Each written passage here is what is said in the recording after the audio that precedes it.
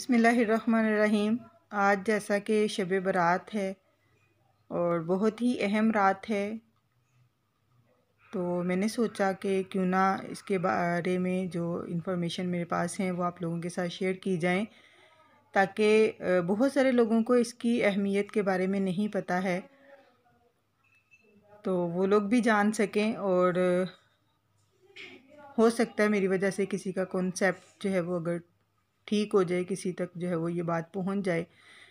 تو یہ میرے لیے بہت خوشی کی بات ہوگی۔ تو سب سے پہلے تو یہ دیکھ لیتے ہیں کہ یہ رات ہے کیا۔ تو شب برات کی جو رات ہے، اس کے بارے میں دو کانسیپٹ جو ہے وہ پائے جاتے ہیں، جو عام طور پر ہم نے سنا ہے، اور جو لوگ کہتے ہیں وہ اسے شب برات کہا جاتا ہے، اور اس سے لوگ یہ کانسیپٹ لیتے ہیں کہ اس رات میں ہماری تقدیر لکھی جاتی ہے، اور آئندہ آنے والی شب برات تک جو ہے وہ تمام اچھے برے اعمال ہمارے لکھ دیے جاتے ہیں، ہماری قسمت کا فیصلہ ہوتا ہے اس رات میں۔ تو میں کسی کو جھٹلا نہیں سکتی، لیکن یہ ضرور کہنا چاہوں گی کہ قرآن اور احادیث کی پیروی ہمارے لیے سب سے زیادہ اہم ہے، کسی بھی کتاب سے زیادہ۔ تو اگر آپ کو سٹرونگ ریفرنس یعنی کہ اس کی سند کہیں ملتی ہے تو آپ اس کو ضرور فالو کریں، لیکن اس رات کو مغفرت کی رات علماء کرام کہتے ہیں، اور اس میں کوئی شک نہیں ہے، کیونکہ یہ احادیث سے بھی ثابت ہے کہ یہ رات جو ہے وہ معافی کی رات ہے، اور خود اللہ تعالیٰ جو ہے وہ قرآن پاک میں کہتا ہے انسان کو کہ اگر تم گناہ کبیرہ سے خود کو بچائے رکھو تو میں تمہارے چھوٹے موٹے گناہ جو ہے وہ معاف کر دوں گا۔ اب وہ چھوٹے موٹے گناہ جو ہم سے سرزد ہو جاتے ہیں روٹین میں، کچھ ہماری روٹین کا حصہ ہیں، کچھ انجانے میں ہم کر بیٹھتے ہیں، تو یہ ایک بہت اچھا موقع ہے کہ ہم اللہ تعالیٰ کے ہاں سجدہ ریز ہوں، توبہ استغفار کریں، اور وہ اللہ تعالیٰ ہمارے تمام پچھلے گناہ جو ہے وہ معاف کر دیتا ہے۔ اگر آپ کی نیت اچھی ہے، اگر آپ سچے دل سے توبہ کر رہے ہیں، آپ اللہ تعالیٰ سے رجوع کر رہے ہیں، تو اس بات کی گارنٹی ہے کہ اللہ تعالیٰ تمام پچھلے گناہ جو ہے وہ معاف کر دیتا ہے۔ اور حضرت عائشہ رضی اللہ تعالیٰ عنہ سے مروی ہے کہ نبی اکرم صلی اللہ علیہ وآلہ وسلم نے فرمایا کہ یہ ایسی رات ہے کہ اس رات اللہ تعالیٰ بنو تغلب کی بکریوں کے جتنے بال ہیں اتنے اس تعداد میں اللہ تعالیٰ لوگوں کے گناہ جو ہے وہ معاف کرتا ہے۔ بنو تغلب کے قبیلہ کی اگزامپل اس لیے دی گئی ہے کہ ان کے پاس بھیڑ اور بکریاں بہت زیادہ مقدار میں ہوتی تھیں، تو اتنے لوگوں کے گناہ اللہ تعالیٰ اس رات میں معاف کرتا ہے، اور ہمارے پاس ایک بہت ہی اچھا موقع ہے کہ ہم اس رات میں اللہ تعالیٰ سے معافی طلب کریں اپنے ان گناہوں کی جو ہم نے انجانے میں کیے ہیں، جو ہم سے بھول چوک میں ہو جاتے ہیں، یا جن کا ہمیں علم ہے کہ ہم نے وہ گناہ کیے ہیں، تو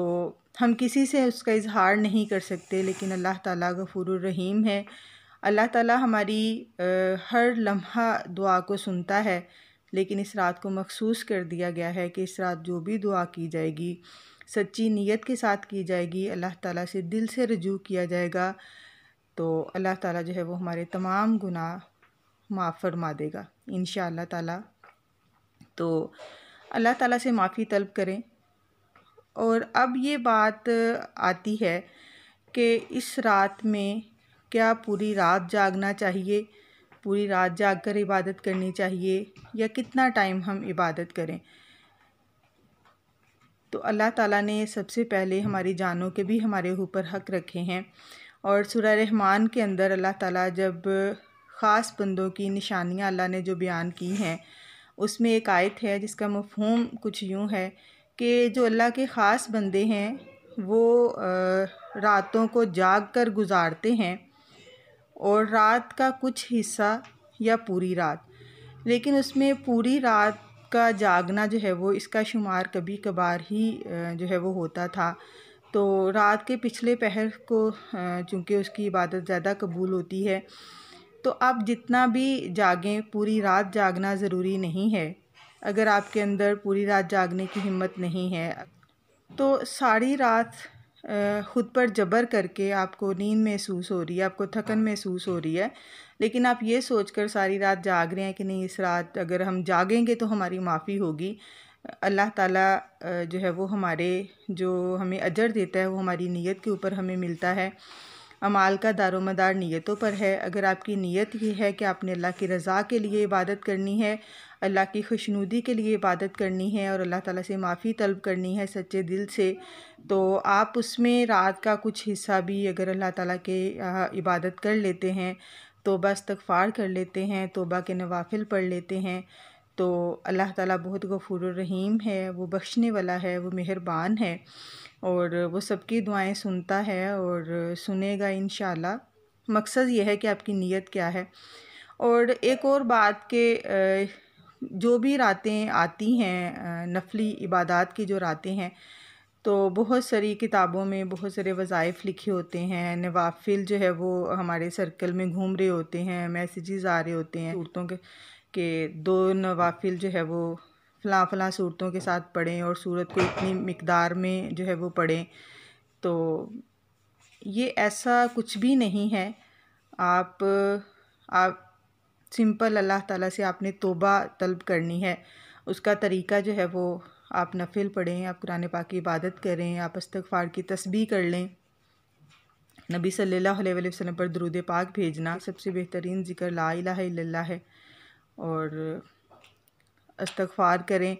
نبی صلی اللہ علیہ وسلم پر درود بھیجیں، اللہ تعالیٰ کے سامنے روئیں، گڑ گڑائیں، سجدہ کریں، اپنے گناہوں کی معافی طلب کریں، تو چاہے وہ آپ کے گناہ کبیرہ ہوں یا صغیرہ، وہ معاف کر دیے جائیں گے اس رات میں۔ اور آئندہ جو ہے وہ پھر آپ محتاط رہیں کہ آپ ان گناہوں سے بچیں، سوائے وہ گناہ جو ہم سے بھول چوک میں ہو جائیں، جو انجانے میں ہو جائیں، تو اس کے لیے پھر ہم اللہ تعالیٰ سے ہر نماز میں رجوع کرتے ہیں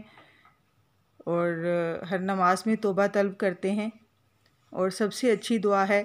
کہ اللہ تعالیٰ جو ہے وہ ہماری اگر بری تقدیر ہے تو اللہ تعالیٰ اسے اچھی تقدیر میں بدل دے۔ اور سب لوگوں کو دعاؤں میں یاد رکھیں، جو آپ کے رشتہ دار ہیں، دوست احباب ہیں، جتنے بھی مسلمان ہیں، اپنے ملک کے لیے اور سب کے لیے یہ دعا ضرور کریں کہ اللہ تعالیٰ سب کو ہدایت دے، سب کو راہ راست پر لائے، کیونکہ اس کی ہمارے معاشرے میں بہت ضرورت ہے۔ تو اللہ تعالیٰ ہم سب کو عمل کی توفیق دے کہ ہم عمل کر سکیں، کیونکہ رات جاگ کر گزارنے سے زیادہ ضروری ہے کہ آپ فرائض کی ادائیگی کتنی کرتے ہیں۔ اگر آپ سارا سال نماز نہیں پڑھتے اور ایک رات میں آپ نفلی عبادت کر کے ہم یہ سمجھے کہ ہم نے اپنا حق ادا کر دیا، تو فرائض کی ادائیگی پہلے ہے، نوافل بعد میں آتے ہیں، لیکن چونکہ یہ ایک توبہ کا موقع ہے، ہو سکتا ہے اللہ تعالیٰ اس رات کے صدقے جب ہم اللہ تعالیٰ سے رجوع کریں سچے دل سے، اور ہم یہ عہد کریں کہ جو گناہ ہم سے سرزد ہوئے ہیں اس کے بعد معافی کے بعد ہم ان گناہوں کو نہیں کریں گے، تو ہو سکتا ہے یہ ایک ایسی رات ہو کہ ہم دوبارہ گناہوں کی طرف نہ جائیں، اللہ تعالیٰ ہمیں ہدایت دے دے اور ہم راہ راست پر آ جائیں، ہم نوافل کے ساتھ ساتھ جو ہے وہ فرائض کی ادائیگی کریں، اور فرائض کی ادائیگی پھر ہم اللہ تعالیٰ کی خوشنودی کے لیے اور خشوع و خضوع سے کریں۔ تو مجھے بھی آپ لوگ جو ہے وہ دعاؤں میں ضرور یاد رکھیے گا، اور اللہ تعالیٰ ہم سب کو باعمل بنائے،